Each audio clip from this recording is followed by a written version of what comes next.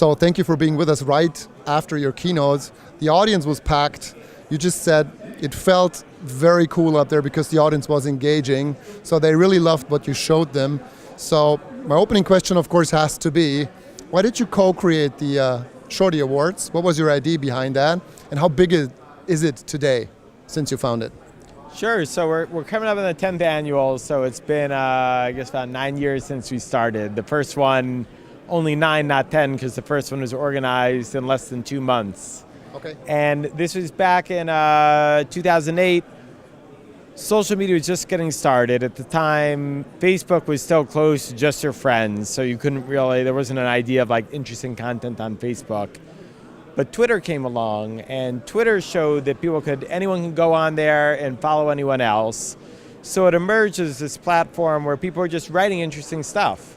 And we saw there was all this great stuff happening on Twitter, but Twitter at the time didn't have any discovery. So you went to Twitter and you're like, well, I'm really interested in sports.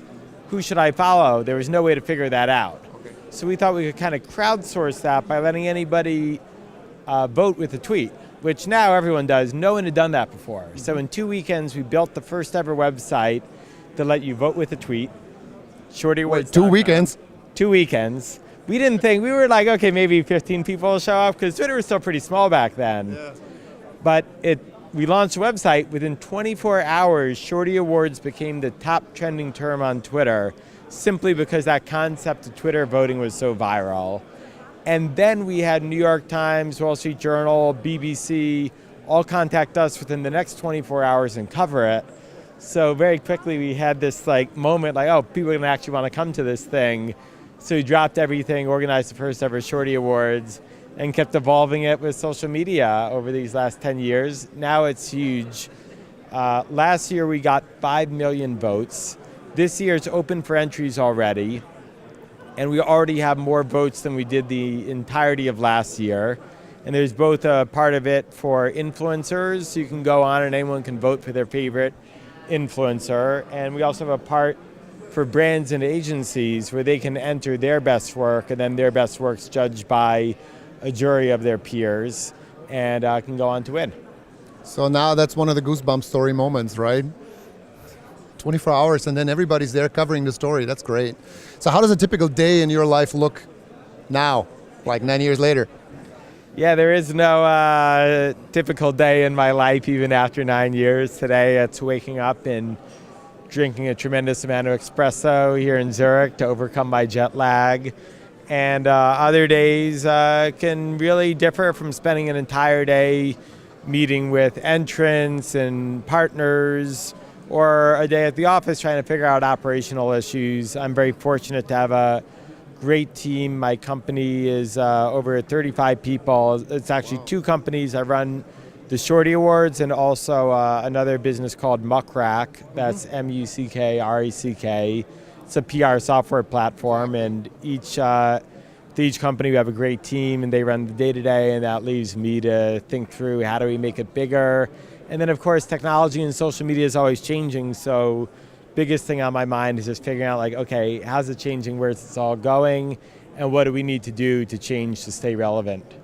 Well, I have to add that Muckrack is loved by journalists. It's not just some little software platform thing, so it's really, really a big thing in the media landscape, I'd say, especially for the target group journalists, right? How is the corp culture, if I can call it that way, on the Muckrack side, but also on the Shorty Award side? Is it a big hierarchic thing? Is it super lean? You said 35 people? Yeah, we actually have a very unique corporate culture. So it's very lean, very transparent, and some of the things that we do that I think are different than many other companies is we have a complete remote work and work from home culture. Okay. So 2/3 of our team are based in New York. We have an office in the Soho district of Manhattan. Mm-hmm. But then 1/3 of them are we hire people wherever they happen to be good. So we have someone in LA, someone in Warsaw, someone in Toronto, someone in New Jersey. So we'll hire people wherever they're great. But then we figured if we can have people working effectively remotely, why do the New York people have to come to the office? So people can work from home whenever they want. Some people love coming to the office and come in every day. We have other people who come in once a week. And then to support that, we make sure that we're a 100% paperless environment. And we don't even use whiteboards, because if we're going to be remote, you have to be able to access everything from anywhere, which is liberating for me because I can extend my trips when I come here to Europe, for example, and work remotely myself. Just yesterday, we had our all-hands meeting, and I joined it using a webcam in my hotel room. So it's been very liberating and lets us kind of take advantage of a lot of big trends with globalization, and people want to work from home, people want to travel and work, and I think it's gotten us access to some really top talent, which is what's really enabled us to grow quickly. Well, that's really cool, because you do what a lot of companies are speaking about, but you live it already, so it's right there. One question that's really driving me is, and of course I have to ask you, what is your biggest passion? Maybe not even in terms of business. So are you ever offline? And if so, what do you do? What is your passion? What really drives you?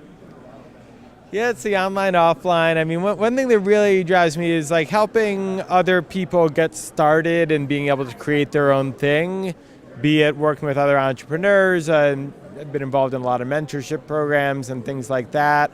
But one thing that's really kind of inspired me with the Shorty Awards is watching all those creators, where it's a lot of people who would otherwise, frankly, be kind of marginalized. All the people who've been successful and who are really passionate about it are those who maybe, don't succeed through the traditional structures in school, in corporations, and they're kind of the outcasts that get into it. So I just love being able to spend time with them, meet them, see what makes them tick and what makes them go. And then, to any degree, through these ventures, we can help them out and find a new way for them to get ahead, get out there. It's really meaningful to me, and I find it very fulfilling. If I could send you on a sabbatical for 6 months and you could do whatever you want to do, what would you do? How would you spend your time? 6 months, I don't know. I might try to maybe I do a bike tour here in Europe and just get to know more parts of the world. That's been something that's kind of always fascinated me. And of course I get to travel a lot for business, but you can I always try to get as much downtime as I can, and the more you can get, it's always a great way to just see the character of other parts of the world. And I always just get inspired by seeing how things are done in other parts of the world, for just thinking, how could we be doing things differently in our hometown? If I would set up a lunch tomorrow morning with anybody in the world you would like to meet, just a one-on-one for 2 hours, who would that be? That's a tough choice. I might go with Jeff Bezos. 1, because I want to get his hairstyling tips. And 2, just to see how he's organized a business that can succeed in so many different facets. Okay. Okay, I'll see if I can make that happen. All right. Let's speak about entries, like the latest one. I don't know, did you get entries now in January? But looking at the latest ones, is there your one favorite campaign where you were just, totally amazed and sat there and said, wow, that's really a piece of art? So we're in the middle of the entry season right now. We've gotten a lot of entries, okay, but the deadline is until mid-February. So we're in the middle of it, and I don't like to choose favorites. We have an academy that ultimately chooses who the winners are. But I will say, some interesting trends we're seeing is video, of course, been a trend for a while, but people are getting more and more innovative in how they're making the video, and they're adapting a lot to the story style vertical video, which I think is something completely new. And frankly, it irked a lot of creative directors early on, because everyone gets into this business because they want to make a beautiful video that'll look good on TV, but of course everyone wants their video like that.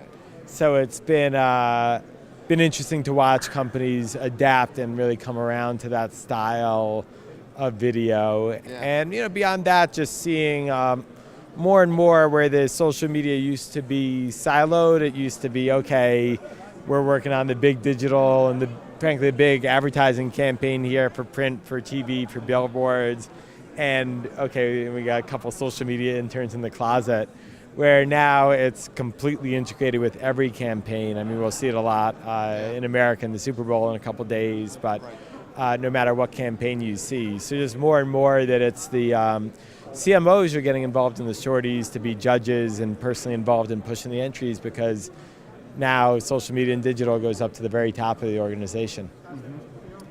How do you recharge when you're off? You mentioned traveling and maybe backpacking, experiencing Europe or other parts of the world. But what else is there? What really recharges you?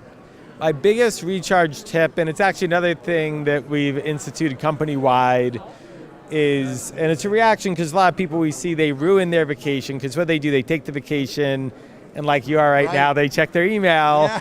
And to me, there's nothing worse than being on vacation, seeing an email, like, oh, look at this problem that happened, and I'm not supposed to respond to it. That's even worse. So what I started doing a few years ago, let me see what I don't check email. So now when I go on vacation, and same for anyone in the company, we go completely off the grid. So no checking email, no checking Twitter, no checking Slack or any kind of IM system. And actually what I have to do is I don't want to completely leave my phone because it's useful for travel, for maps. So I have to take the mail app out of the dock and hide it, and I delete some of the apps, and it takes me about an hour to turn off all the push notifications because the moment I see the email, it's trouble. But it's been great because what it forced me to do is to prepare to go off the grid. It means I have to delegate and make sure we have processes for everything in the business so it can run without me. And usually when I get back, I'm like, hey, everything I delegated, you keep doing that, because if it worked without me, like, I shouldn't be doing that. I should be taking on something new, and this is our chance to grow. And it's been great for everyone else in the company because it pushes them to think, okay, am I delegating enough? Have I trained other people on how to do the core things that I do? Have I made the processes the business needs to run efficiently? And not just that, but it's a great way to recharge. It's like that first day or two, you still get like the phantom vibrations in your pocket, where you think your phone's vibrating and it's really not. But then after like 2 or 3 days of that digital withdrawal, it's like you just kind of see everything in a new way. Life moves slower. You notice wildlife and birds and your surroundings. Other human beings. That's right. So it's something I highly recommend everybody do. So let's assume we've been talking for quite some minutes. How many messages do you have in your inbox? What would you guess?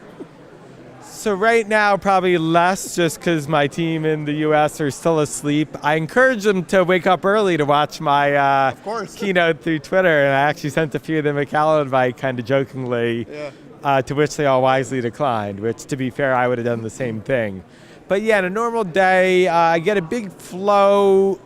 I would have probably gotten, I don't know, probably 30 emails, probably only 1 or 2 which have mattered. And then we've transferred all of our internal communication to Slack, so there'd probably be a whole bunch of Slacks flowing through, so quite a bit. All right, thank you so much for sharing these insights and spending some time with us. It was a pleasure. So I hope you have a great rest of the day after your keynote. I know you got a lot of meetings going on, and hopefully we'll see you again at DPulse, and we keep our eyeballs, of course, on the Shorty Awards and see which entries are going to rock the stage then.